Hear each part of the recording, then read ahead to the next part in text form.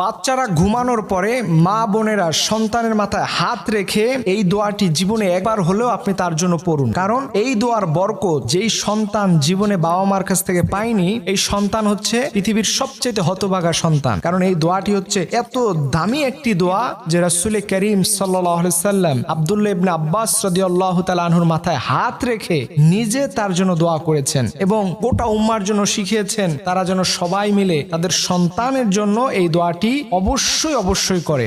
ভালো মানুষে সে পরিণত হবে এবং এর মাধ্যমে তার মাথার তার ব্রেন শক্তি, তার মেধা শক্তি এত বেশি বৃদ্ধি পাবে যে আপনি কল্পনাও করতে পারবেন না। এর জন্য রাসূল সাল্লাল্লাহু আলাইহি সাল্লাম আমাদেরকে শিখিয়েছেন যে অবশ্যই এই দোয়াটি তার মাথায় হাত রেখে ঘুমানোর পরে তোমরা পড়বে, আল্লাহুম্মা ফাক্কিহু ফিদ্দীন ওয়া আল্লিমহু তাউইলা। এই দোয়াটি আপনি আপনার সন্তানের মাথায় হাত রেখে জীবনে একবার হলে আপনার পড়া উচিত।